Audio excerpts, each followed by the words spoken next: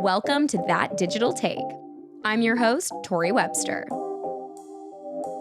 This episode of That Digital Take is brought to you by Chatter's Hair Salon, proudly Canadian and your go-to destination for all things hair for over 30 years. Whether you're refreshing your color, trying a bold new style, or stocking up on your favorite products, Chatter's has you covered. And right now, they're treating my listeners to an exclusive offer. Get 20% off your retail purchase online with code DIGITAL20 at checkout. Some exclusions apply. Don't miss out. Visit chatters.ca and give your hair the care it deserves. Hello, everyone. Welcome back to the pod. CareWithKate is here with me today. Welcome to That Digital Take. Okay, let me tell you guys a little bit about Kate if you're unfamiliar. Kate is a content creator, product reviewer, and skincare lover in Toronto, renowned for her expert and viral wellness recommendations. Kate, welcome to the pod. I'm so excited to have you. Oh my goodness, thank you. I was not expecting that intro. Yes. Wow. So I'm so pumped you're here. I mean, I have so many questions for you. I need to know like your favorite spas in Toronto. Like we're going to get into all of it. Yes. But to begin, a wonderful place to start might be, how did you get into the world of content? How did you get into becoming an influencer? I know that you only just recently have become a full-time influencer. Talk a little bit about this transition and how you've landed where you are today. Will do. Okay, so it's quite a journey. I don't think anyone has a linear creator journey, that's for sure, or any type of journey. But for me, I started in 2020, and that was a very common year for a lot of creators, I find. So for me, it was the spring 2020. Everyone was at home needing something to do. And so for me, I started to look on YouTube at skincare because I wanted to fix my skin. I never wore sunscreen as a kid, which is, I'm the worst person to not wear sunscreen. Okay, love. Yes, so it was very bad. And so I started to look and I found these skinfluencers and I'm like, what the heck is a skinfluencer? And I loved them. I loved how they weren't necessarily dermatologists, but they've tested enough things to sort of share their experiences. And so I loved that. And sure enough, I was like, I think I could do this. So anyway, I started to share my findings with my fiance at the dinner table. I'm like, this sunscreen is going to be so good because of the niacinamide in it and all that. And he was so lovely. He's like, that's great, but maybe you should find an audience that kind of cares a bit more than I do, which totally fair. And so sure enough, I actually started YouTube first. I tried on YouTube officially first. Okay. And then Instagram a week later. TikTok was years later, but I just kept going. And my only thought was if I could get a free moisturizer out of this journey, that would be the coolest thing ever. Wow. And then cut to... Turns out you're getting more than free moisturizer now, but It's a we career. love, that's a perfect place to start. I know, I couldn't believe it. So yes, 4 years later, it got to a point where I was learning what the rates were in the industry and what this was as a career. And I never thought it could be a career. And then I was like, you know what? I'm going to take a 6-month break from work because it got to a point where I didn't love it. I'm going to take a 6-month break and then I'll go back. But let me just squeeze the lemon as much as possible and try it. And then a year and a half later, and I'm not going back. You're like, please lose my number. I will not be returning. Yes. Thank you so much. Yes. Wow. There's so much to unpack there. So what made you start on YouTube? Because to me, that's always been the most daunting platform. Like what made you begin there? And then also, if it was 2020 pandemic era, that kind of was the rise of TikTok. So surprising to me that that's not where you started. Yeah, it was interesting. So for YouTube, I felt like no one's going to find me there. So my coworkers won't see me. My sister won't even see me. So I felt You're like the that was SEO easier. is so hard to break that they will never find They'll never find me. So it was a good testing ground. And then when I got that initial support, I was like, you know what? Okay, I'll go onto Instagram. And TikTok was interesting because to me that first year, I didn't take it seriously because I thought it was just people doing little dances. Yeah. So I'm like, how do I talk about skincare on there? Sure. So I was late to the game. And then when Instagram Reels came out, I thought, you know what? I'll just repost them to TikTok. That'll be my thing. Right. Which is crazy because people were doing the other way. Of course. I would take my Reels and put them there. And I think they still had the watermark, like all the mistakes you do. Wow. But I started, and as you know, the TikTok algorithm can be wild. Absolutely. So I stuck with it, and now I have all three going. And here we are. What is your relationship like with YouTube now? Because I see that you're still super active on it. You post your shorts, your long form content.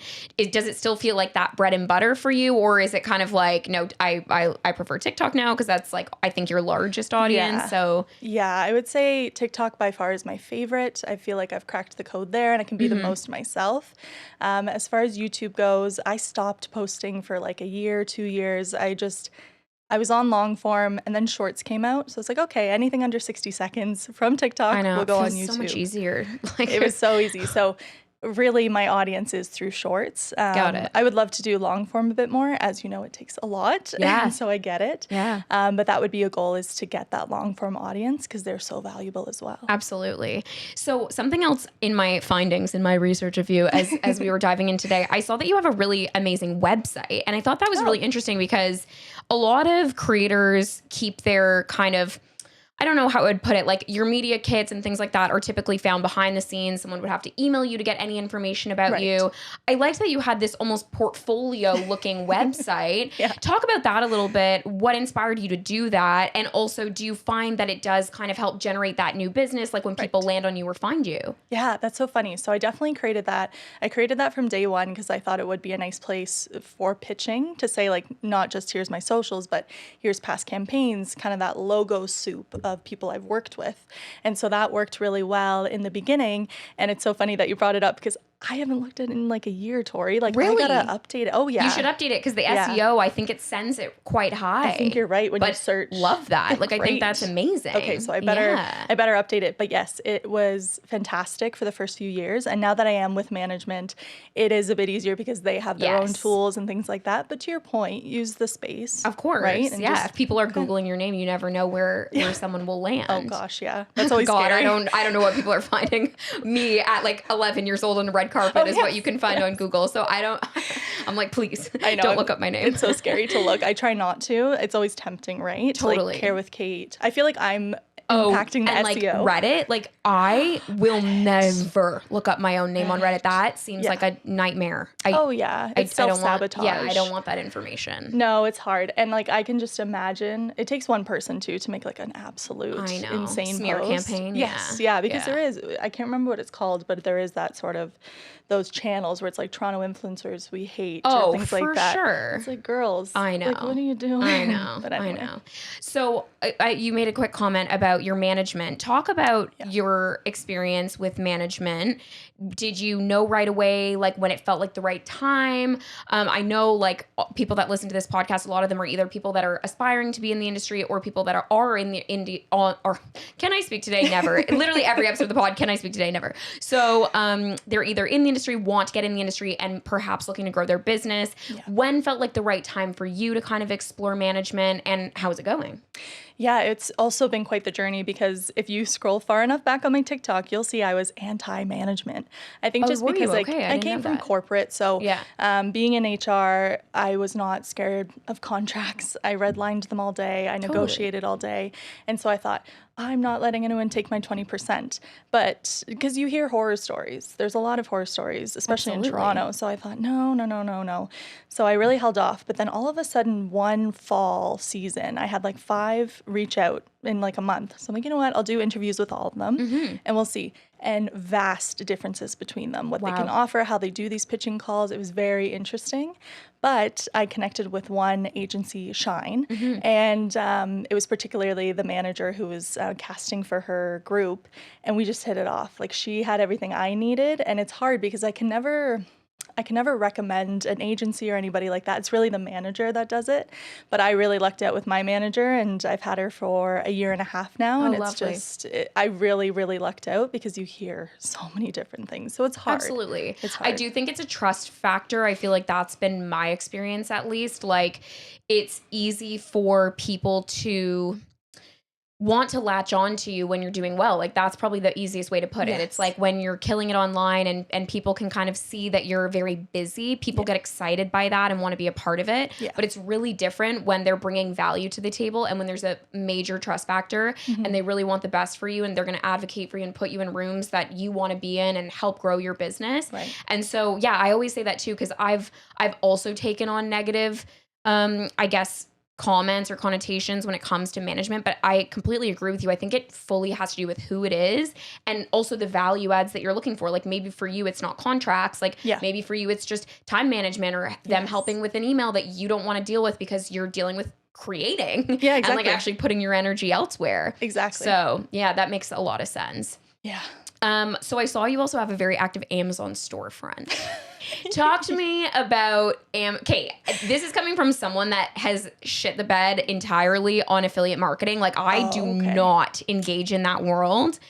what's your relationship like with Amazon and affiliate marketing, and kind of like, I guess it's an amazing way for followers to figure out your favorites and like click through and kind of be able to shop your closet essentially. Yeah. But have you found anything that's been really valuable in that, or do you just do it because everybody does it?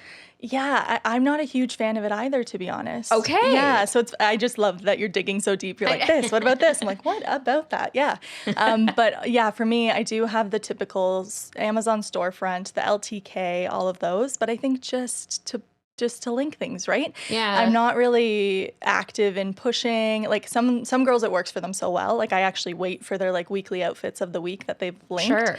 But for me, I think it's more so out of a need where I'd wear something and someone would say, "Where's that from?" And I'd say Abercrombie, and they'd be like, "I can't find it." So it's like, okay, let me just set up a link. Yeah. But it's not so much like, go shop my link, go shop my link. Totally. I've tried that a few times just to see what the revenue outcome would be, and I just don't find it worth it to me. I agree, which is why I've always kind of steered away from it personally, because I also feel like if I'm just constantly pushing a specific type of product, then I don't know if people will continuously love my recommendations. Right. So I'm just kind of like, well, like I'll link something to someone if they ask for it specifically. Yes. I'll be like, here's the link, no worries. Yeah. But I don't need to make a commission off of it. No, and that's another thing is if you were focused on that, because it works for a lot of women, especially in the States. Like I just hear some of the metrics that they're doing and all that. And I'm like, fantastic. But to me, there's so many ways that they can fall off of that revenue pipe where it's like you click on the link, oh, it's not in the browser I want, forget it, I'll search it. Or like, oh, that's not my country, I'll look at my country. There's so many ways that the consumer drops off the like revenue pipe that at the end of the day, is it really worth it from that That's an interesting perspective? take. I also was just in New York last week with a bunch of tech bros for an Apple launch, and they were saying like their number hundreds of thousands of dollars on affiliate links on Amazon. And I was like, I'm clearly in the wrong business, boys. Yeah. What am I doing wrong here? Is that a Canadian thing then? Like, I do wonder. To be honest, most of them were Canadians. So I was like, okay, what are we doing then? Yeah, Sorry. then I really don't know. Okay. Yeah. Got it. But I do think some of it might be specific to the industry. That too. Like tech specifically, if you're linking a $5,000, $10,000 computer and or speaker or headphone and you're recommending that. Yeah. To me, it makes sense that they could make a lot more. Versus, like, no offense, but like my latest lipstick that's $12.99, stunning, but not going to make me that type of commission. Yeah. Do you know what I'm saying? I do, and that rang a bell because when I first set up Amazon storefront, I don't know if it's still the case because I'm so disconnected, but I learned that whatever's in the consumer's shopping cart, you get you get a commission of the whole cart. So I was like, stunning. Yeah. So I saw a spike one week, and I was like, oh, what's this? Someone bought a Nintendo Switch. Perfect. I was like, I didn't promote that. We knew so it. It's those high ticket things. We gotta get into like computer chips or something. Yeah. We'll do it for the next podcast. You'll see. Yeah. Exactly. Love that. Okay, transitioning a little bit. I am obsessed with your series, the TikTok Roulette. Well, I call it TikTok Roulette. It's on every platform. The gift card roulette. Talk about the infancy of that and how it began and where it originated, and then also where it's taken you and where it's landed now. Yeah, it's always a series that you expect to be throwaways that are now multi-year series. Right. I think I hit episode 60. Crazy, 60. Oh my God. 60 episodes, and I'm waiting for people to be like, enough, Kate. But no, it's like more. Yeah. So a friend of mine in the industry said, don't give up. Like if people want it, keep going. It's true. So I will do it. But Give anyways, the people what they want. Give the people what they want. So I would say almost a year and a half ago now, it must have been, I was headed to just a shopping center with my fiance. He had to go to Gulf Town, and I was like, ooh, there's a Winners nearby. So I'm like scrounging through my filing cabinet, and I find 3 Winners gift cards. I'm like, this is ridiculous. Okay, let's go. One of these has $0 on it. I know it. So I'm like, let's play a little roulette. And I just throw away. Truly just for fun. Just for fun, throw away. And people, like 1 million views in 24 hours. I think Crazy. Just because people like the little, like almost gambling aspect Gambling of it. and just anything to do with money, I think people love. Yeah, and It's so fun. And like, and shopping. And it's like shopping, money, and if a gift card feels like free money somehow. So that's even better. It's just like, and just the cultural differences from around the world. People freak out that I have them because it expires in their country, but it doesn't expire here. Like, just people lose their minds. Some people call it entirely fake. Like, they think I go out and buy all the gift cards and then add them to the pile because they just don't understand that that's like how my family gifts in our family. Like, you're like, I've just collected these over holidays, birthdays. Even like, honestly, some companies send them in PR boxes, as you know. Like, someone's like, how do you have a sleep country gift card? I'm like, they sent it for their birthday, right? But yeah, it's been wild. I've had 2 companies really catch on to it and integrate a collab with the gift card roulette, which I think is smart. I'm actually surprised more Heaven. I think about that every time I see a video. I'm like, why isn't like this brand sponsoring? You know what I mean? Yeah. But I think part of its charm, I guess, is that it is so organic and it's like, it's just so fun. I have said no to a lot, to be fair. Like, some will be like, we'd love to work together. I'm like, yeah, let's talk about concepts. And they're like, we want to do gift card roulette, which makes sense because it's the highest views. Of course. And I'm like, okay, you have gift card roulettes in store or gift cards in store? And they're like, oh, no, we don't have gift cards. I'm like, you're like, well, so that won't work in my series. What are we doing here?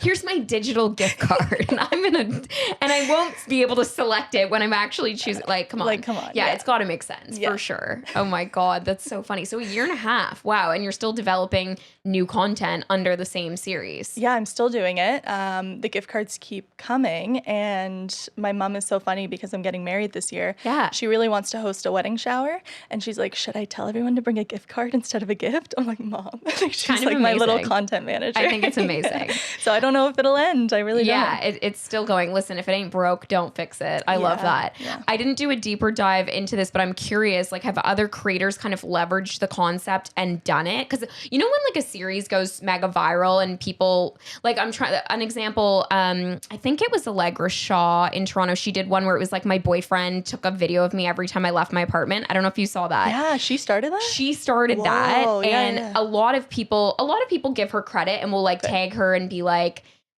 leaving the apartment, everyday outfits, whatever, and then add Allegra Shaw. But then other times I'll see the trend and she's not given credit. So I was wondering if you've had that experience. I've definitely had a few people either tag me directly or tag me in the comments. Sure. I love it. I welcome it. I think it's so cool and so fun. There's room for everyone, which is nice. Totally. I've also had a few creators DM me being like, hey, feel free to say no, but like I have a lot of gift cards too. I'm like, do the roulette. Yeah. So it is nice when you're credited. Cool. So yeah, exactly. Yeah. I think as long as you're credited, it's totally fine. Yeah. But because I mean, that's TikTok, right? It's like regenerating the same idea over and over and over again. Yes. I just think where things get a bit sticky is when it's like quite obviously someone's series or trends and then it feels like someone else has like doubled down and tried to take it as their own. So yeah, I think giving credit where credit is due is fantastic. I agree. Okay, well, that's good. Yeah. Did you find the fastest way to grow was by creating the series?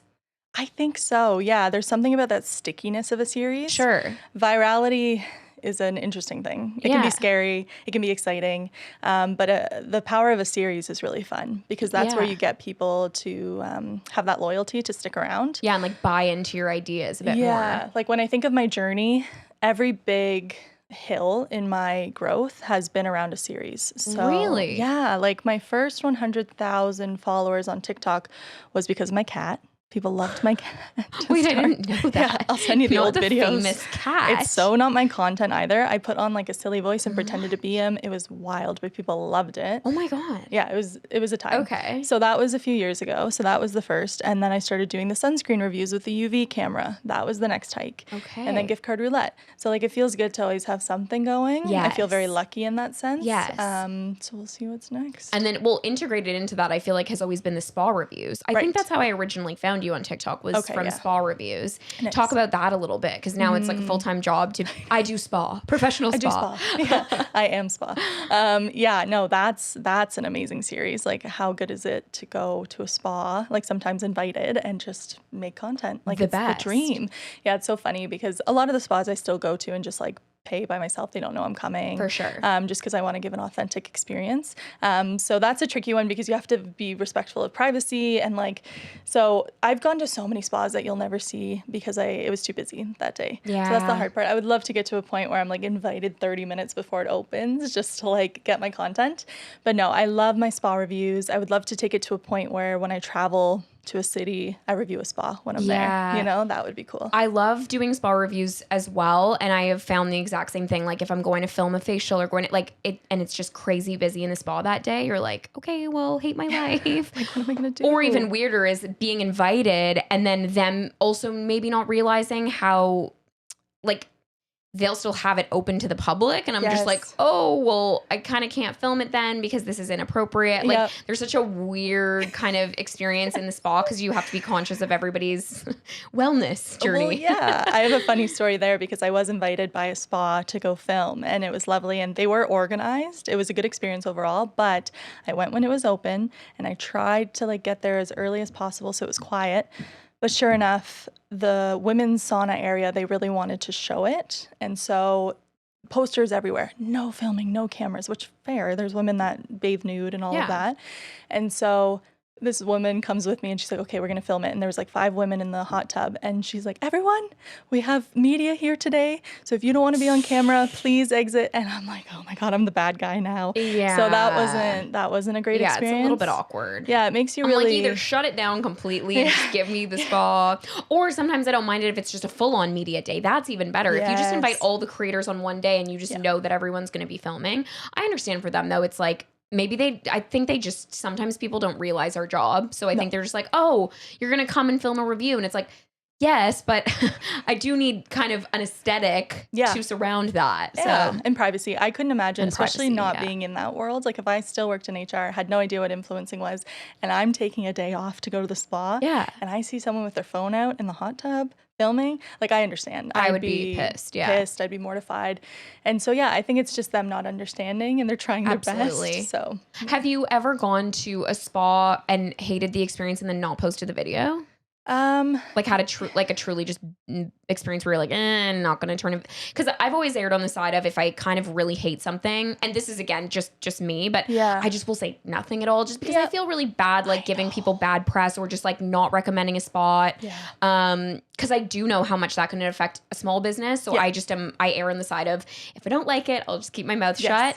Have you had a similar experience, or every time you've gone, has it been quite good and you're able to make a video out of it? I am quite lucky. I find the more I go, the pickier I get, which is fun. I love being like a good skeptic. But yes, there has been a few small businesses where I know they're trying. They just haven't gotten there, so I just leave it. It's not like we agreed on any content. I just went just because. So yes, I won't say anything there. But if it's a larger spa, I am going to post about it. Okay, so you have called spas out. I don't know if I've seen that. Okay. I'll send it to you. I called it the St. Regis. No way. I feel like they can take the heat. Yeah, they just need to rev things up a bit. But again, like it was constructive criticism. Interesting. Like it was helpful. And did it perform well because it kind of had a bit more of, not a negative connotation, but like because it was a bit realistic. More like realistic. I said, here's how much money I spent. Because again, like I spent all my money. And then they're always like $500. Like it's not cheap. Yes. And the food was like cafeteria food. It was wild. Oh. You'll find it so interesting. Oh. So I knew they could take the heat and take the feedback. Haven't heard from them obviously, but it's good because people in the comments were like, oh, I actually love it there. I'm like, good. Then keep going. Good for you. Keep going. Yeah. That's also interesting from a brand PR perspective. Like if I was a marketing manager for the St. Regis and I saw that, I'd be like, Kate, come back in. We're going to like give you a full new experience, let you review it again, honest opinions only, but like we're going to try to give you a more refreshed experience. Exactly. You would think brands would almost want to optimize on sometimes the negative comments, or I shouldn't say negative, a more realistic review. Yeah. And sometimes they just don't, which is fair. I mean, whatever, they're an elevated brand. They're probably just like, they're like, we don't need you. It's fine. Yeah, it is hard to have that combination. And especially when you're just an honest person, like say you don't like a new lip gloss of the week that everyone's raving about. It's true. It's like, I'm not the end all be all. If you like it, great, but I didn't. And some brands only want to hear positive. No, I agree. A lot of brands only want to hear positive. And I sometimes think having a negative opinion this sounds bad, but like does help creators grow. Like having almost a controversial opinion allows people to kind of fight in the comments, boost engagement.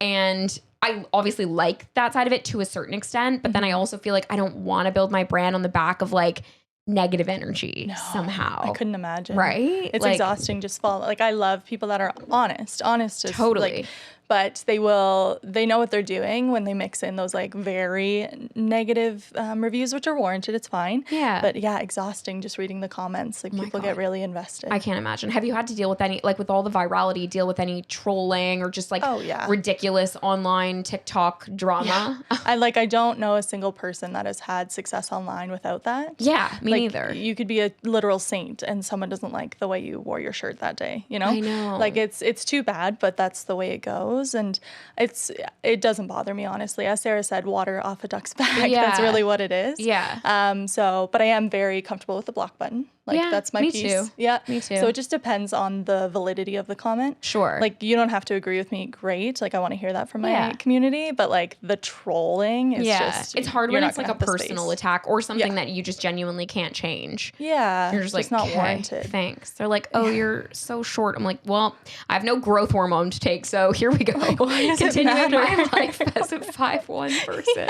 Why doesn't that? And of course I get the other spectrum, right? So you just can't win. You can't win. Of course. But no, I don't let it bother me. Yeah. It's because it's never people that I look up to. Let's be real. Yeah. Like, it's never someone I want to trade with. It's never someone that's out there building a successful business. So true. They're like bettering themselves. It's people that are in rough spaces. And what's that whole comment? It's like you will never hear someone speak poorly of you that's doing better than you. Yes. Those hot, sexy, amazing people that I look up to, they are busy living their best lives. They're not on the internet being a troll. Yeah. Very, very, very true.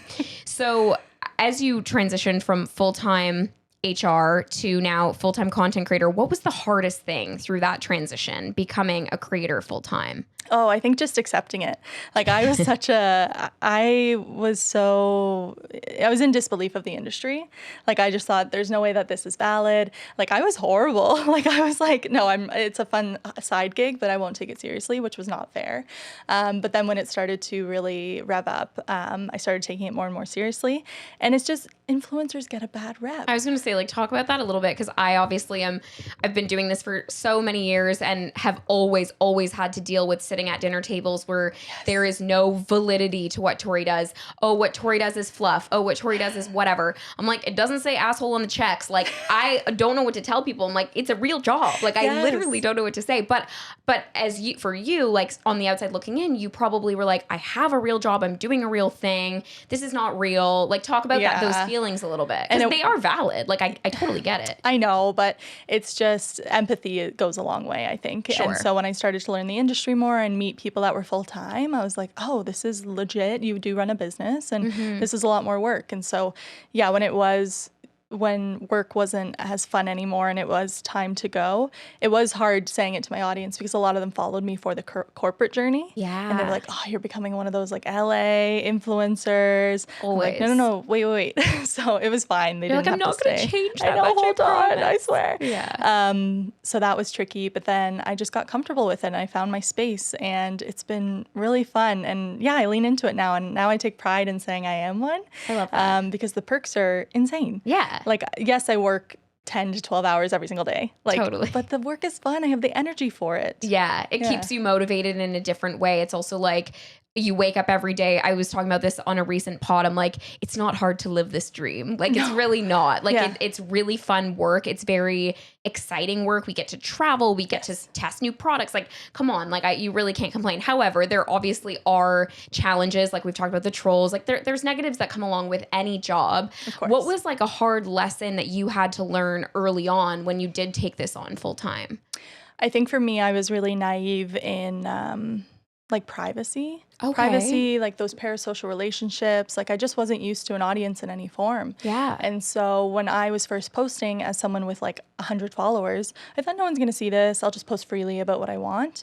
And so I had to really reel back and audit and remember like, no, it takes one person seeing the view of your place to know exactly where you live now. Yeah, which is super creepy. Yeah. So luckily I was very quick to that. Like I think just my HR background, I was quick to that. That's good. Yeah, you see so many pieces of content where you're like, oh my God, girl, I know where you live. Absolutely. It takes one person. Yeah. And there is horror stories. Like I've been to content creator events where someone has live posted while we're there. And I'm like, I hate it. It gives me good, like I want to leave. I hate it. Because they also will connect the dots on who's there as well. Of course. And I've like literally pulled people on press trips being like, you're not going to post that we're live at this dinner, right? Because like it's scary. Like even just whether you're in New York City, if you're in these big cities and you're posting at live restaurants or live events, I'm like, oh my God, please don't do that. I was at a Toronto one and a man walked in. Oh God. Yep. And he went right up. I won't like share too many details because I do feel for this person, but went right up to them and started yelling at them. Not all there, obviously. He was like, I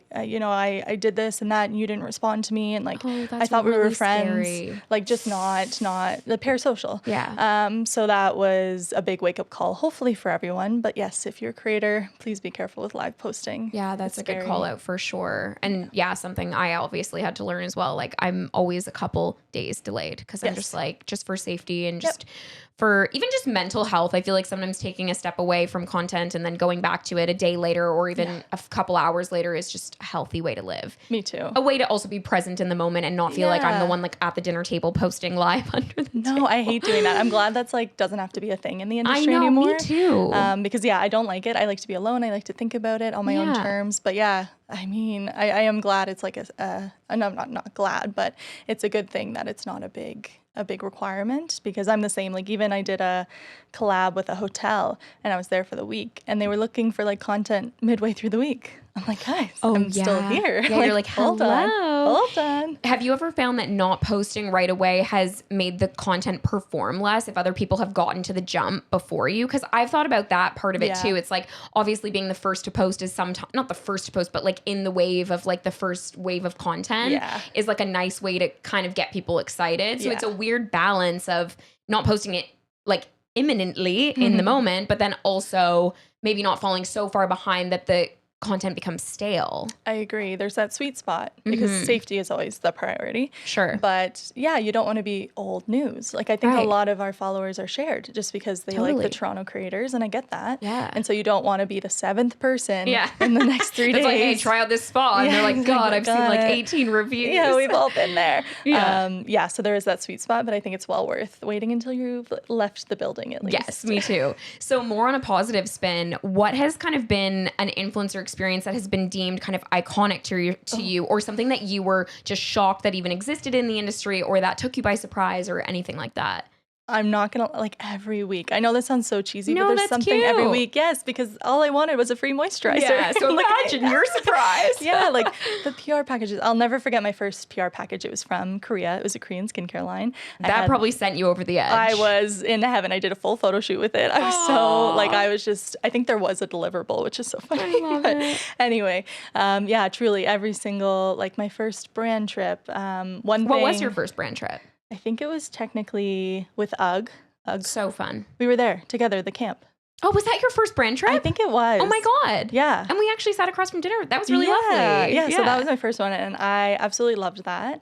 And one that really I was very, the gratitude was just pumping through my veins was when I went to Muskoka with Nivea. I saw this beautiful house. A well done trip. Stunning. Yeah, I just felt so spoiled and so cared for and everything. The Nivea community is a really good community. Wow. Just amazing girlhood. And so it just felt like a girls' weekend. I didn't know these women all across Canada, but just the connection that we felt. It was just, when a brand knows how to curate an experience. Totally. 10 out of 10. And that's the thing, like the guest list really kind of is everything. Like you can end up somewhere and it's really who you end up there with because that kind of shapes the entire weekend or the entire experience. It does. Yeah, I totally get that. That's so exciting. Yeah. Do you have a favorite brand partnership that you've done kind of in the same alignment as the iconic moment, but kind of a brand partner experience?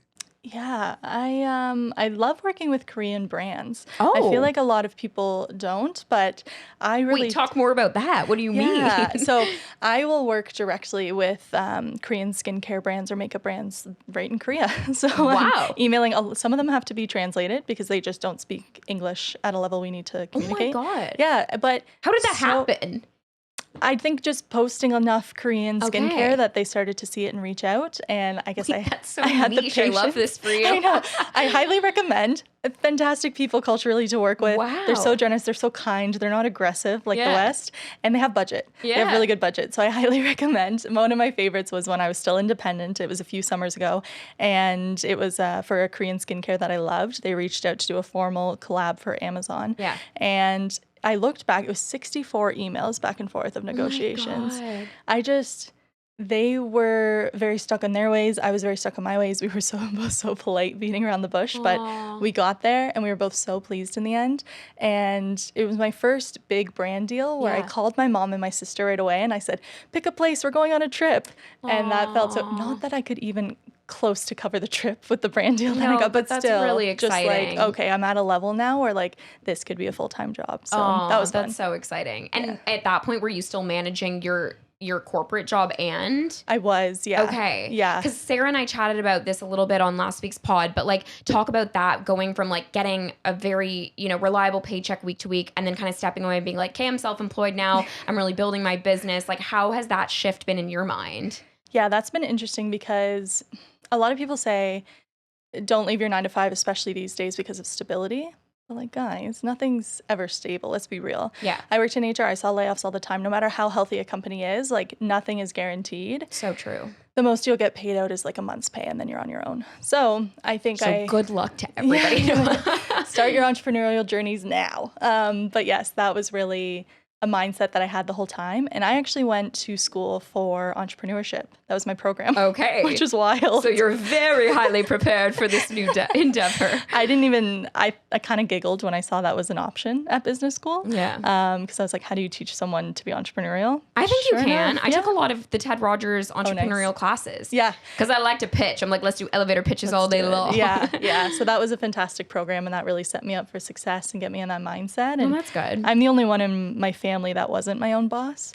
Oh, no way. Both my parents, entrepreneurs, my sister, entrepreneur. Crazy. And so they would kind of giggle when we'd all go on vacation. They'd be like, you have to ask your boss first. I'm like, guys, I hate this. So do you think some of it is a bit innate then? Because I as well come from a family of entrepreneurs. I wonder if a bit of it is just an energy that you're kind of taught as a kid, or like, because a lot of it is self-esteem and confidence. You basically just have to know that, okay, if everything goes to shit, I can believe in myself and trust myself that I can figure it out. Like, I guess that's all you ever really have to fall back on, whether you're in a 9 to 5 or an entrepreneur. Entrepreneurs just have to carry the stress of it a bit more. Yes. Yeah, I think so. I think it's environment for sure. Like if both my parents worked for the government, I don't think it would have enticed me. Totally. But just seeing the independence that my parents had, where if my dad wanted to be at my figure skating performance at 2 p.m. on a Thursday, he's going to get there. Yeah. And that's so fantastic to have that freedom. So I do think so. And there, in school, we learned like there's funny indicators of entrepreneurship as well. Yeah. Like if you're left-handed. Oh, really? Yeah, like weird things. I'm right-handed. Yeah. Bummer. No, I'm just kidding. But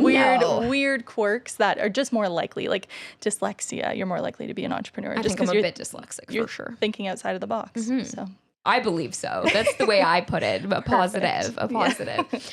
So you have a wedding coming up this year. I do. I have thought about this a lot as someone that has been in the industry for so long and has monetized so many of my personal experiences, whether it's been like birthday parties, mostly birthday parties. I'm talking like personal milestones, but many things have been either turned into brand partnership experiences and or just something where I could integrate a brand and make the experience better for other people. Yes. And that's always been the intention. It was never like a selfish thing for me. It was just like, oh, if I can get all of my friends a free, stay at an amazing Airbnb or like, maybe some free goodies for like a birthday gift bag or whatever it might be. How has that journey been now as a full-time creator going into a big personal milestone and like kind of melding those two things together? Are you going to meld them together? Or are you going to keep them separate? What's the vibe? Yeah, I think the perks, again, of this industry blow my mind. I think this was perfect timing before the wedding to save some money with the brand partners, because the way my fiance and I talked about it is we never want the wedding to be like a commercial or like brand slots. Like it's our wedding. But the partners that we want to work with regardless, like let's say, I can't even think of a shoe company, but let's say like I want a shoe company for my heels. I would just reach out to them and say, hey, I love your heels. I've been wearing them for like 7 years. I'm going to pick your heels for the wedding. Do you want to do some sort of like gift the heels and I'll tag you or something like that? But never like, let's reach out to all these brands and just hope we get somebody. Yeah. It should be first choices only. I agree. So it's been good in that way because some brands are like, yeah, we want to be involved. Oh, like, that's amazing. So, amazing. Yeah, I feel like somehow bachelorette vibes welcomes it the best. Like creating goodie bags, renting Airbnbs, all that good stuff feels like it kind of goes hand in hand with content. Plus, I feel like people on TikTok really love that content. Yeah, so it does well. like I've even I've obviously not been married, but I've been in a lot of wedding parties, and even I've just taken on the role of, hey, I'll do it just because I think it's really fun to create that content. Yeah. And obviously my friends don't care. They're like, if we get all the free stuff out of it, sure. Yeah. But yeah, I like that sentiment that like it's first pick only. It's not just like going down this laundry list of brands trying to see who will integrate into something. No, because people pick up on that too. They're Of like, course. Kate, you've never talked about this dress company or whatever. Yeah. Or like, or implementing a brand on the day somehow feels a little crazy. Yeah. Something about Bachelorette or like any of the shower, like those feel a bit more of an entryway for a brand, but like on the day seems a bit intense. That is intense. Or it feels like then you're at work the day of your wedding. Yeah, that's the thing. Like a lot of people are like, are you filming your wedding? Are you filming your wedding? And I'm like, well, what do you mean by that? But also, no, I'm not gonna have my phone out. What do you mean? But also no. Like I won't even have a videographer, but wait, really? Yeah, no. So talk about that. They're expensive. Okay. End of story. No, I'm just kidding. Okay, no, fair. Yeah, no, they're expensive. It wasn't in the budget, but my friend is actually, her sister is going to be the one to be my like content creator for the day. I was gonna say, like, have you seen these people pop off that are like wedding day content creators? Yeah. I'm fascinated by this job. Mm-hmm. I'm like, please, like, put me in, coach. Like, they just follow you around. They get all the BTS. Yep, they get the fantastic. Food. Yeah. I'd be like, you're hired, babe. Like, I want this. Party every weekend, travel. Love. She'll travel for it. And that's the thing. They must make $1 because already, as soon as you say wedding, everything is like 20% markup. Yep, so if not higher. Yeah, one of my friends who's a creator as well, she's getting married this year, and she was saying that she's calling it a white birthday party when she's talking to people. Oh my God. Because she'll call a vendor and they'll give her an insane quote. I think one hair and makeup was quoted at $5,000 for her. What? Like, are we putting gold? $5,000 for hair and makeup. Yeah, for one person. Okay. Speaking as someone that has been through the Hollywood of it all, that is not a reasonable price for hair and makeup. Okay. That's not okay. That's insane. Yeah. But then you call back next week under a different number. Suddenly $2,000 or $1,000. Like whatever. Yeah, the wedding tax is real. Wow. I'm going to do that. I'm just having a big white wedding. Or sorry, a big white birthday party. Yes. Yeah. Not a white. Then they'll really. Not a wedding. I'm having an all white wedding. They're like, that's 100% markup. Yeah. Oh my God. That is so funny. Okay. Spinning back to a bit of a negative on the industry. I do this a lot on the pod. I keep it positive, but then I want people to be realistic about what to expect. Have you had any campaigns you regret or any bad experiences when going through the motions, getting content live? I think it's always hard when an agency, there's miscommunication. Like there's a lot of people involved, and I don't think the standard audience knows that. So it's the creator, sometimes an agency in the middle that's representing the brand, and then the brand itself. So it's a lot of back and forth, a lot of broken telephone. And I will say I've had such good luck, knock on wood, like it's been really nice. And I feel like my manager might shield me from a little bit of BS. Fair. Like just stuff I don't need to hear about that would throw me off. Yeah. So that's lucky. But yeah, I would say just kind of misunderstandings along that path.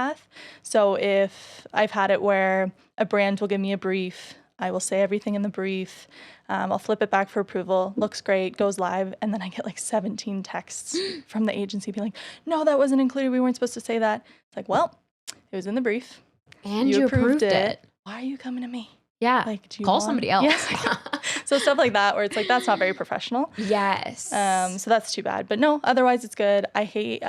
Hate's a strong word, but I don't like when a brand boosts the heck out of content. I know. It's just not productive. It's not productive. It's not I've had good for nightmares us. with boosting, honestly. Oh, because it gets boosted to non-ideal viewers. Of course. Like I'll do a skincare video and it gets boosted to like 15 million views, and half the comments are just underage boys being like, what is this? Totally. It's like, why are we wasting our money boosting? Well, that, and also like you're leveraging my face and name and likeness in a way that is actually hurting me, not helping me. Oh, I can imagine the people that have had to block me because they're sick of seeing my face through boosting, which is totally, too bad. Totally.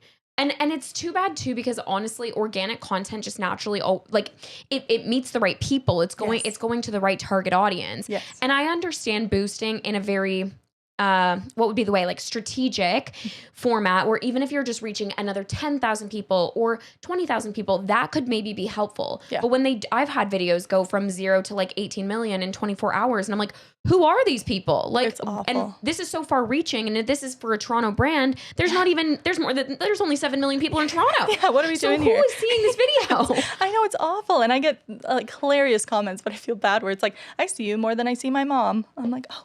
Oh, that's pretty funny, actually. That's hilarious. I'm sure people feel the same about me. It's like, we also just have that like commercial, like the way we speak, the way we look. And I think people just naturally are like, great, here they go again. Yep, can't help it. Sorry, guys. Yeah. But yeah, not in control of boosting. If you see me a bunch of times, I'm sorry. Yeah, you're like, we are not on the media back end. No. So sorry, guys. No. Have you ever not been paid for a campaign?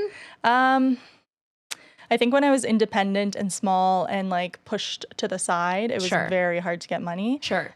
I don't think there's a single campaign where I have yet to be paid. I think I've always been like paid in out. another life I'd be a debt collector.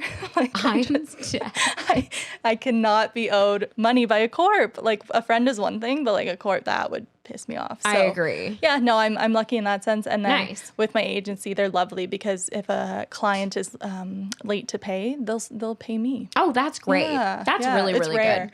It's rare, but That's it's very good. positive because the payment terms, and I've chatted about this a lot on the pod, but like the payment terms in this industry are so unrealistic. Yes. For some people, like sometimes they're 90 days. It's like, okay, well, babe, like most people get paid every 2 weeks. So this is kind of nuts. It's scary. You have to, like, I was in a good space where I had those bi-monthly or bi-weekly paychecks coming in, and I just had a sense of what I should be spending. I had a sense of what I should be saving, and all was good. Yeah. And then I had a big wake-up call like 6 months into it, where I'm like, this is so volatile that I have to be clear on the amounts that I'm putting in each account. Oh, yeah. Just because, to your point, it could be a drought for 6 months because of those lead times. Absolutely. And brands have every excuse in the book.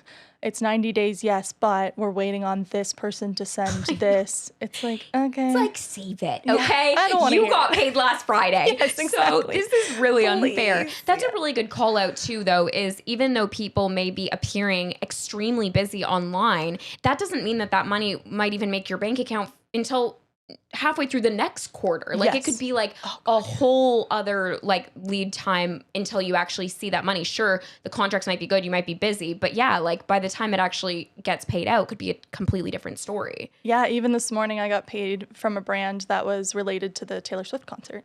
Oh my God. Like, oh, yeah, it's like spring. that was the thing. Yeah. Crazy. Oh God. Yeah. So it takes time. Yeah. And I think that's important for people that are just getting into the industry to know, because it's one thing to be like, oh, I'm booked and busy. And again, you book a couple campaigns and you think I say rich for a lack of a better word. You think you're balling. You're just like, oh my God, I've got it all going on. Yeah. But yeah, like as you're spending and as your life expenses are happening, it's still a balance. Up and down, for sure. Absolutely. So you have to be careful. The paychecks are nice when they do come in. Totally. But save them. Yeah. And invest them. Look at us. We're sending out such good advice to the young people of the world. Okay, so did you learn anything on TikTok this week? Is there a right answer to this? No. Okay, just the way you like led that up. I'm like, did you see something that I didn't see? Imagine I'm holding the secret keys to TikTok this week. What did we see? No, yeah, I know. And do you feel that sometimes that you don't even know what you've seen? Because do you doom scroll? Are you a doom scroller? Yes, I used to be, especially because I'm like, it's research. I need to know what's going on in the industry. But no, I have to time block it now because it's just crazy. And I kind of like not dictating what my content looks like based on others. I love doing my own thing. It's so hard to like get too down a deep rabbit hole where you're just consuming everybody else's content. You almost lose sight of your own like aesthetic, feelings, vibes, voice, look, like the whole thing can disappear. Yeah, and people pick up on that. Like I see trending audios, especially on Instagram, where like, oh, I'll have to give that a try, but it's not me. Yeah. So I try it, and like my audience is like, what are you doing? So they're like, give us what we want. Yeah. But my feed is all over the place. I think because I don't engage with my For You page, I engage with my Friends tab. Okay, which I prefer. Like I like to see what you're up to. I like to see what other people are up to. So yeah, it's especially scary these days on TikTok, just with everything going on in the South and all that. So it gets heavy. So I do time block it for sure. And how much time will you give yourself? I will give myself 20 to 30 minutes before bed. and then Oh, I really? switched to a book. Yeah. Oh, wow. That's Otherwise, pretty short then. it is short. Consuming Yeah. content. Yeah, I prefer to just edit. Like I prefer to create the content. So when it comes to your own schedule, what would be like a day in the life for you now that you're on your own? Like, is Yeah. every day different? Yeah. Okay. Yeah, It I mean, me is, too. yeah. I mean, there is like I love that in a sense, but it's also really hard coming from like a very structured format, like school and Right. then 9 to 5. So I'm still battling with it, where I feel like if I lay on the couch all day and edit, that felt so unproductive. Yet I did work all day. So it's really finding those time blocks and sticking with them, and I found that that really helps. So I do have a calendar every day, even if I don't have a meeting that day.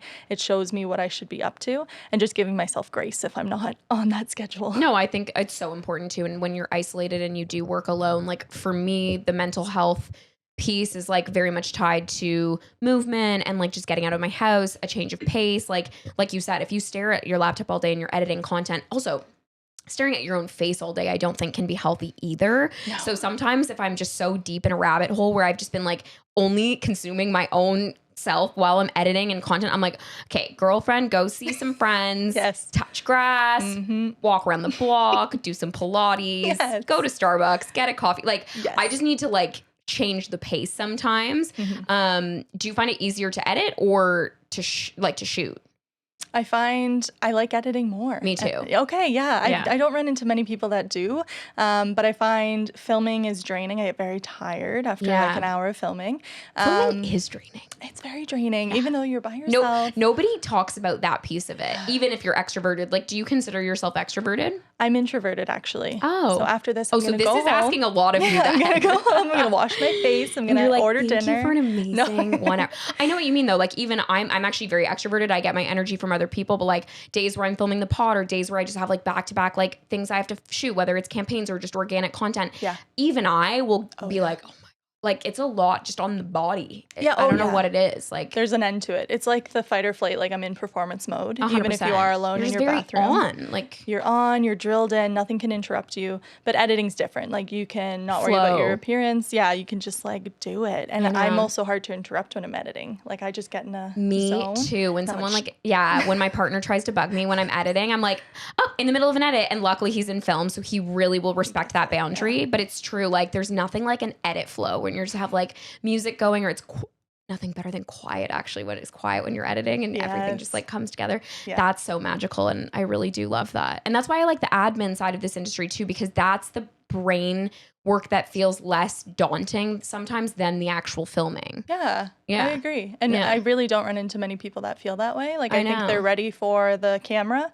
but then they don't want to do the admin work. But I love it. Which is weird because, yeah, I guess I am a little bit of both because I also am desperate for the camera to be on me at all times. Zoom in. Yeah, I'm desperate for it. So it is such a weird balance in my personality where I think I've grown into that. I used to be like only obsessed with the camera piece of it. Yeah. And then as I've found more peace and balance in my life, I'm like, I think the more like low key parts of this job are actually what I also love about it. They're cool. You have creative control. I'm sure Exactly. when you were younger, you didn't have creative control, which was so hard. Totally. I mean, you learn and you watch, but Of now course. you're the boss and Yeah. you get to decide what the final piece looks like. Exactly. Yeah. I had a producer like that I met last night be like, so like, can you tell me some ideas like about what you want to do on screen? I'm like, what do you mean by that? Like, I'm just like, I'm not here to sell you my ideas. Yeah, like, I I just love like that. it's so funny. Like when you become the person that kind of can mold the behind the scenes, like it's just an interesting role. I never considered that. It is, and I feel like consulting's not very popular yet in the Yeah. influencer world. Yeah. I want to experiment it with it more because I do get a lot of proposals where they're like, "Well, we'd love for you to come in. We'll have a Totally. meeting. We'll talk about what you think about this and bring your expertise." Absolutely. I'm like, "Great. So here's my hourly rate." Yeah. And they're like, "Oh." Well, because you are giving expert advice. That's the thing. Yeah, I'm bringing like metrics. I'm bringing tons of stuff. I'm bringing 100%. industry expertise. So yeah, it's not just really a chit chat. You are getting. Well, I consumer think it's advice. interesting you say that because when I first started, maybe like 6 years ago when it was still kind of in its infancy, I remember brands saying the same thing to me like, oh, can you come in and kind of discuss your experience in the industry and share some expertise? And I always had the same take as you. Like I was like, okay, but it's really going to cost you because I'm not going to open up my books and basically show my behind the scenes of all the metrics and all the things that ultimately brands pay for. That's what they pay for when you do campaigns with them. Yeah. It's like getting that kind of look behind the curtain as like, for lack of a better word, they're kind of getting a real peek at the insides of your business. So yeah, it's absolutely worth something. It is. So definitely, if you're a creator watching, advocate for yourself. Yeah, don't go in for free and give people advice. Don't do that. Be a consultant. Step into that consultancy shoe. Yeah. And also just reach out to fellow creators. I think Toronto especially, we're very lucky where people they're open. That was the only way I knew that I was way off with my rates. Oh yeah, how did you figure that out?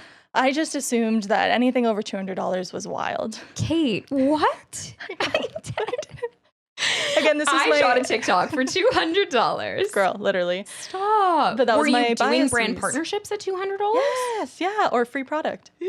Don't do that. Brands must have loved working with you. And this was at 100,000 followers. No. Because I was in such a little circle, and again, that was my own bias. That was me being bad, where I was like, it's not legitimate. So free product. But no, Crazy. I reached out to a girlfriend because I just heard whispers at events and stuff. And she was lovely. We sat down for coffee, and she was like, just based on what I see, you need to really up it. And she kind of gave me a ballpark, and I'll never forget that. Was the ballpark even right? Was she saying above 1,000, or was it just okay? Yeah, so she kind of it was much jumping better. you into a different world. It was a whole new world. I was shocked. I was excited. Yeah, add a couple zeros and then call me. And it worked, and I loved it. And then even when I joined an agency, they had that much more data to be like, no, even more. Of course. Crazy. So then you were like, oh, and Sarah said that too. She was like, the money shocked me. It was just a bit, more marketing. I always knew marketing dollars, baby. had crazy budgets. I came from the tech world, and so I always knew marketing had a very fat budget. But even on our side, insane. It's giving Mad Men. Yeah. And we're just living in it. We're living. We're the pawns. With our lip gloss. Okay, I'll end it on this. Thank you so much for your time today, by the way. This has been so joyful and such a fun conversation, and you just have such a beautiful energy, and though introverted, shared it with me today. So thank you for that. And now you'll have a recovery night away from the cameras and away from the chaos. I'm happy to come back anytime. Oh, okay. Well, thank you so much. I'm sure this was madly valuable for my audience to hear, but I'll end on one question. So your favorite spa in Toronto and the book you're currently reading. Ooh, okay. Oh, and maybe your favorite skincare while I'm at it, because I'm sure that the audience is curious based on your recommendations. Ooh, okay. Or your favorite, sunscreen, whatever feels best. Sounds good. Yeah. Okay, so starting with spas, I would say it's so hard because, as you know, so many spas have different experiences. So one that comes to mind right away is Trove, which is that little hidden gem right downtown. Yes. It's an oasis. You'd have no idea. And IV drops. Yeah, everything. Yeah. It's more of a wellness experience, less of a traditional spa. Mm-hmm. Love them. But for a traditional full rounded spa experience, I have to go with the Four Seasons. It's classic. It just works. It works because it's the Four Seasons. Yes. Yeah. But the prices are comparable to others. So it's why not go to the one? And then Go Place is actually a fun one up in Markham because it's insane. There's just so many rooms and experiences, and there's a cafe, and it's 24 hours, and you can sleep over, you can bring your laptop. Oh, crazy. It's wild. I've actually never heard of that or been there. Oh, yeah. I think it's worth going to. It's fascinating. So look that one up. Love. And then as far as books go, I'm reading, I think it's called The Infinite Game by Simon Sinek. Okay. Sinek. That one's a good one because it teaches you how Amazon was able to beat Walmart by not limiting their thought. Oh. So Walmart was no, e-commerce doesn't really have a future. Amazon's no, it's we're going to try it. Let's test it. So it's very the infinite game, not limiting your thought and just trying things. That's and interesting. Just be crazy about it. Try it, fail, and find out if it works. But if no one else is doing it, just try it. That's really interesting. And sometimes I feel as creators, we can get in our own way with that exact idea. We think that our audience wants a specific thing, or they're coming to us for something particular. And then just that one time you try something new is when it hits. Yep. I know. It's fresh. So you got to keep throwing things at the wall. Yeah, and fail. It's okay to fail, guys. It's so true. At any stage. I watch the biggest creators, and sometimes their videos don't work, but do they stop there? No. Yeah, so true. And then finally, favorite skincare? Oh my gosh, a favorite child. I would say it's impossible to say. It's so hard, but I would say overall, I just have so much love and respect for La Roche-Posay. Yeah. Just a fantastic skincare brand. That's one that I can blindly recommend because I know it's safe for all skin types. Yeah. They're actually one of the only brands that is in hospitals. So hospitals will purchase them because it's safe for radiation. Oh. They have a whole radiation center where they treat patients with their products. Oh my God. So that's a level of respect that I really have. Yeah. Their sunscreen, their thermal water, everything. Love them. Beautiful. Did you ever deal with acne? I did like in the teenage years, just in certain areas. And like even once a month they pop up. Of course. So I do use their full range, but my skin type is dry, so they're Cicaplast balm. Ooh, Everybody so talks about that. I'll have to give that I think a you have little to bit of try a it. look. Okay. Yeah. And your skin Yeah. is glowing, Well, so I'll thank take you. a Recco. I'll take a Recco. Okay. Well, Care with Kate, thank you so much for coming on. This was just such a blast. It was. And I will see you guys soon. Love you. Mean it. Bye. Bye.